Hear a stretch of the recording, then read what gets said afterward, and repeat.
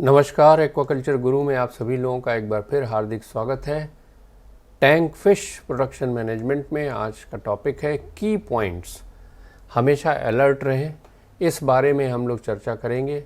विभिन्न प्रकार के आरएएस सिस्टम हैं, छोटे बड़े, उसकी पूरी प्लानिंग करनी पड़ती है, पूरा एग्जामिनेशन करना पड़ता है, कोई डिज़ाइन में फॉल्ट ना हो, किसी प्रकार का बाद में आपको असुविधा ना हो, इसके लिए पूरी तरह से सचेत रहें, सतर्क रहें। और सबसे इम्पॉर्टेंट पॉइंट है मार्केट, इसके ऊपर नज़र रखना बहुत ज़रूरी है। ये सब प्लानिंग का एक हिस्सा है। तमाम घटक हैं, तमाम कंपोनेंट्स हैं, सब आपस में कैसे एक सही फिरकी में पिराए जाएं ताकि अच्छी तरह से सिस्टम चले, ये सब की पॉइंट्स पर हम लोग चर्चा करेंगे। Here we go to our first slide. शुरुआत करते हैं। रीसर्कुलेटिंग सिस्टम इस हद तक विकसित हो चुके हैं कि उनका उपयोग अनुसंधान के लिए और छोटे लेवल पर मछली के उत्पादन के लिए, सजावटी मछली के लिए, ट्रॉपिकल फ़िश के लिए, ब्रूड फिश के परिपक्व होने के लिए, साल भर उन्हें ठीक प्रकार से रखने के लिए और बड़े लेवल पर इसका प्रोडक्शन करने के लिए, जहाँ पर 1-1 लाख लीटर से ऊपर के टैंक लगते हैं। आउटडोर इतना बड़ा सिस्टम भी लगाया जा सकता है जिनकी कोई सीमा ही नहीं है। टैंक पे टैंक लगे हुए हैं, यहाँ आप देख सकते हैं। ये सब तस्वीरें हम आपको इसलिए दिखा रहे हैं ताकि आपको एक आइडिया लगे कि किस हद तक ये सिस्टम डेवलप हो चुके हैं और कितने बड़े स्केल पर इन्हें लगाया जा सकता है। लग रहा है जैसे कोई फैक्ट्री है। ये इंडोर सिस्टम है, यहाँ पर इतने बड़े बड़े फिल्टर्स लगे हुए हैं और कल्चर टैंक्स की पूरे लाइन लगी हुई है। एक इंडस्ट्री की तरह आरएएस डेवलप हो चुका है जिसमें अत्याधुनिक सिस्टम्स लगे हुए हैं जो टेक्नोलॉजी इनेबल्ड हैं, जहां मानवीय हस्तक्षेप बहुत कम है, इसीलिए वहां बहुत अच्छी तरह से प्रोडक्शन लिया जा रहा है। फूड फिश के लिए जहां आला बाज़ारों में हम अपनी मछलियों को बेच सकें और अच्छे धन कमा सकें, इन सब में आरएएस का उपयोग हो रहा है। जैसा कि आपने देखा है कि कितने एक्सपेंसिव वेंचर्स हैं ये, और एक आर्ट की तरह इसको, साइंस को यहाँ इस्तेमाल किया गया है। साइंस को समझना और उसे एक कला की तरह इस्तेमाल करना, ये तब बहुत ज़्यादा इम्पॉर्टेंट हो जाता है जब आरएएस को ऐसे प्रबंधन के साथ चलाया जाए कि वो एक लाभदायक उपक्रम बने और अच्छा प्रॉफिट हमको दे सके, क्योंकि अल्टीमेटली एम यही है। जो भी कंपोनेंट्स लगने वाले हैं उनकी दक्षता और वो दूसरे सिस्टम्स के साथ उनकी अनुकूलता क्या होगी, उसकी रखरखाव कैसे होगा, मेंटेनेंस कैसा होगा, उसकी क्या रिक्वायरमेंट्स हैं, इन सब के लिए आप पहले से ही तैयारी करके रखिए। ये सब चीज़ें आपको पहले से पता रहनी चाहिए। सारी गणित, सारी गणना आप पहले से कर लें, इसके बारे में सीखें, तभी जो है आप बहुत अच्छी तरह से कर पाएंगे इनको। कम से कम 2 वर्षों के लिए निवेश पर किसी भी तरह की रिटर्न की उम्मीद किए बिना आप सिस्टम के निर्माण, उसके संचालन और मछली की मार्केटिंग के लागत का पूरा अनुमान लगाइए। रिटर्न आपके जो इन्वेस्टमेंट पर आएगा वो तीसरे साल से आएगा, और अगर आप रिटर्न ज़्यादा लेने की कोशिश करेंगे तो रिस्क बहुत ज़्यादा बढ़ जाएगा, क्योंकि आपको सिस्टम चलाने का भी पूरा अनुभव नहीं है, अच्छी तरह से आपको जानकारी नहीं है, तो आप रिस्क बहुत ज़्यादा उठा लेंगे और हो सकता है फिर उसमें आपको रिटर्न ऑफ इन्वेस्टमेंट पर बहुत भारी नुकसान हो जाए। तो जो प्रॉफिट होगा वो हमेशा धीरे धीरे ही बढ़ेगा, स्लो एंड स्टेडी, और वही सबसे ज़्यादा कारगर रहता है। अगर आप शुरू में ही हाई प्रॉफिट के लिए काम करना शुरू कर देंगे तो ये चीज़ कारगर होगी नहीं, ये फेल कर जाएगी। इसलिए आप हमेशा लो से मीडियम प्रॉफिट रिटर्न्स के अनुसार काम करना शुरू करें। यही आपको एक अच्छी दिशा की ओर ले जाएगा और अच्छी तरह से आप इसे सीख सकेंगे, और जितनी अच्छी तरह से आप इसे सीखेंगे अगली बार उतनी अच्छी तरीके से इसे आप कर पाएंगे, और तब आपका जो रिटर्न है आपके इन्वेस्टमेंट में वो बढ़ता चला जाएगा। इसके बाद आप देखें कि आप कौन सी स्पीशीज़ करना चाहते हैं। आप उन प्रजातियों के बारे में पता लगाइए, उनको कैसे विकसित करना चाहते हैं, उनकी पर्यावरणीय आवश्यकता क्या है। आप टैंक में कल्चर करने वाले हैं तो क्या वो टैंक में कल्चर हो पाएगा, हाई डेंसिटी में हो पाएगा, एक कंस्ट्रेंट एनवायरनमेंट में वो स्पीशीज़ रह पाएगी, उनकी बीमारियां क्या हैं, और उनके अगर बीमारी जो कॉमन है उनके क्या इलाज हैं, वो के इलाज कैसे किए जाएंगे, इस सब की संपूर्ण जानकारी आपको चाहिए। तभी आप सफलतापूर्वक आरएएस में अपनी स्पीशीज़ का उत्पादन कर पाएंगे। तिलापिया हो गई, रूपचंदा हो गए, एशियन सी बैस हमारे इलाके में बहुत अच्छा प्राइस इसका मिलता है। कार्ब्स भी आप कर सकते हैं, लेकिन कार्ब्स के प्राइस बहुत अच्छे नहीं मिलते। अपने यहाँ आप देख सकें कि क्या इसके प्राइस अच्छे मिल रहे हैं, क्योंकि आरएएस को चलाना बहुत एक्सपेंसिव होता है। श्रिम्प आप कर सकते हैं, जायंट रिवर प्रॉन्स कर सकते हैं, इन सब का भी लेकिन एक्सपीरियंस होगा, उसके बाद ही आप इनको बहुत अच्छी तरह से कर पाएंगे। तो लर्निंग करना, एजुकेशन लेना बहुत ज़रूरी है।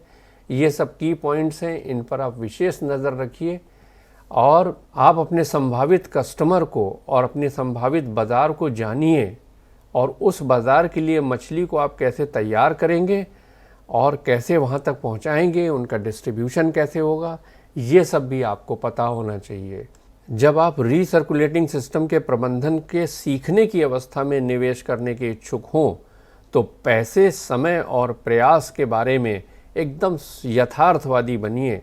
ऐसा कोई उसमें आप इल्यूज़न न रखिए और कोई ऐसा मत सोचिए कि हम ये सिस्टम लगा रहे हैं तो बहुत अच्छा हमें फ़ायदा होने वाला है और बहुत एल्योरिंग टाइप का ये बिज़नेस है। अक्सर लोग जो इसको लगाते हैं वो लोग इसी तरह से प्रेजेंट करते हैं कि बिल्कुल आपको लगेगा कि आप किसी सपनों की दुनिया में पहुंच गए और आप सिस्टम लगाएंगे और बहुत ज़्यादा आपको फ़ायदा होगा। लर्निंग कर्व ग्राफ देखिए इस तरह का होता है। जो लर्निंग स्टेज में आप होते हैं तो आप किसी काम को जितनी ज़्यादा बार करते हैं तो उतना अच्छा सीखते हैं और अगली बार और अच्छी तरह से कर पाते हैं, और जब अगली बार और अच्छी तरह से आप करते हैं तो आपका कॉन्फिडेंस बढ़ता है और आप उसमें धीरे धीरे करके मास्टरी हासिल करते हैं। ये सेकंड वाला ग्राफ आपको किसी भी स्किल में मास्टरी करने के बारे में दर्शाता है कि आप थोड़ा सीखेंगे, फिर थोड़ा आपको समझ में आएगा, फिर काफ़ी स्टेबल रहेगी आपकी जानकारी, फिर जैसे टाइम बीतेगा फिर आप सीखेंगे, फिर जैसे जैसे आप उसे करते जाएंगे और जितनी ज़्यादा बार करेंगे अगली बार उसे और सफलता से आप कर पाएंगे, और इस तरह से करने में आपको धीरे धीरे उस सब्जेक्ट पर मास्टरी हो जाएगी, उस स्किल में आप पारंगत हो जाएंगे। डिज़ाइन जो होगी सिस्टम की वो बहुत ही ज़बरदस्त होनी चाहिए। उसमें इमरजेंसी एरेशन सिस्टम हो, बैकअप पावर सोर्स हो और बैकअप सिस्टम कंपोनेंट्स भी हों। कोई कंपोनेंट फेल करता है तो आप बैकअप सिस्टम कंपोनेंट्स भी रखिए, ये बहुत ज़रूरी है। किसी भी तरह की ख़राब डिज़ाइन आपको जीवन भर उसमें रुला के रख देगी और उसका निदान आप लगा नहीं पाएंगे। तो डिज़ाइन के बारे में आप बहुत ज़्यादा सतर्क रहें। भले ही पैसा ज़्यादा लगे, थोड़ा समय ज़्यादा लगे, लेकिन डिज़ाइन परफेक्ट होनी चाहिए ताकि जितने भी कंपोनेंट हैं सब एक दूसरे के साथ मिलके सुचारू रूप से कंपैटिबल तरीके से काम करें। वाटर क्वालिटी को आपको मॉनिटर करना है, ये बहुत ज़रूरी है, और शुरू से ही इस पर आप ध्यान दें कि कैसे पानी की क्वालिटी को रोज़ चेक करना है और उसे ऑप्टिमम रेंज में बना के रखना है। इसके लिए तमाम इंस्ट्रूमेंट्स आते हैं, तमाम चीज़ें आती हैं, थोड़ी केमिस्ट्री इन्वॉल्व है, ये सब आपको सीखना पड़ेगा। तभी आप पानी को शुद्ध और बढ़िया रख सकेंगे अपने कल्चर स्पीशीज़ के अनुसार। और डिज़ीज़ को शुरुआत से ही बाहर रखें। जब आप स्टॉकिंग कर रहे हैं उसी समय आप सारी स्क्रीनिंग, सारे ट्रीटमेंट सब कुछ कर लीजिए ताकि डिज़ीज़ आपके उस पूरे सिस्टम में कभी आने ही ना पाए। एक बार आरएएस में डिज़ीज़ आ जाती है तो उसे हटाना बहुत मुश्किल होता है, क्योंकि उसमें माहौल इतना अच्छा है, बढ़िया ऑक्सीजन है, बढ़िया खाना है, सब कुछ अच्छा है। तो जैसे मछली उसमें पनप रही है वैसे बैक्टीरिया भी उसमें आके कबड्डी खेलने लगते हैं, 1 के 2, 2 के 10, 10 के 10,000, तो उन्हें हटाना बहुत मुश्किल हो जाता है। तो इसलिए कभी भी आरएएस में बीमारी आप ऐसा प्रयास करिए कि आने ही मत दीजिए। रूटीन डायग्नोस्टिक चेक्स हमेशा चलता रहना चाहिए ताकि कोई बीमारी अगर पकड़ में आए तो उसका तुरंत इलाज कर दिया जाए, बजाय इसके कि बीमारी आके एक बार आपके यहाँ स्थापित हो गई है फिर उसका आप ट्रीटमेंट करने जा रहे हैं तो बहुत मुश्किल होगा।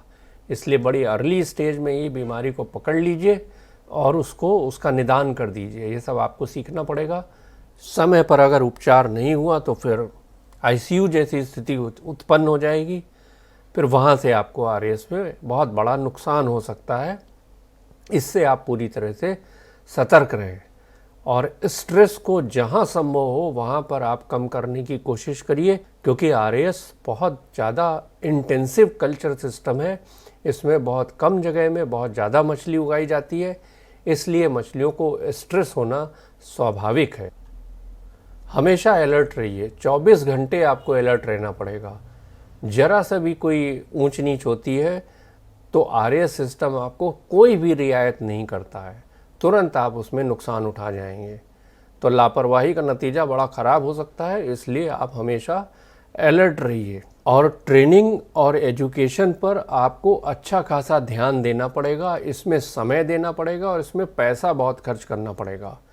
और आप कोई इसमें बंदिश ना लगाएं। आप हिंदुस्तान के बाहर भी अगर कहीं जाके सीखना चाहते हैं तो पासपोर्ट निकालिए, वीज़ा निकालिए, वहाँ भी जाके सीख करके आइए, क्योंकि एजुकेशन और ट्रेनिंग के बगैर आप अपना सिस्टम चला नहीं पाएंगे। इस बात की हम आपको पूरी गारंटी देते हैं, क्योंकि आप एक बड़ा सेटअप लगाएंगे, 50-60 लाख रुपए खर्च करेंगे और ट्रेनिंग में अगर आप 1-2 लाख रुपए भी नहीं खर्च कर रहे हैं तो वो सिस्टम आपका चलने वाला नहीं है। कहने का सार ये है कि आपको किसी भी जगह से ट्रेनिंग और एजुकेशन लेनी ही होगी, चाहे आप ये खुद करें, चाहे किसी अच्छे इंस्टीट्यूट में जा कर के वहाँ से आप सीखें। तो ये सब चीज़ें हमने आपको आरएएस के की पॉइंट्स बताए जो लगाने के पहले आपको देखने चाहिए। एजुकेशन और ट्रेनिंग में आपको क्या क्या बातें सीखनी चाहिए जो बहुत इम्पॉर्टेंट हैं, इस पर हम विस्तार से एक वीडियो लेकर के आने वाले हैं। तो इस वीडियो से अगर आपने कुछ हासिल किया है, नया सीखा है, तो सब्सक्राइब करें, शेयर करें। धन्यवाद। तो जल्दी ही मिलते हैं अपने नए वीडियो में जो कि बहुत इंटरेस्टिंग होगा। तब तक के लिए अल्लाह हाफिज़, जय हिंद, जय भारत, वंदे मातरम।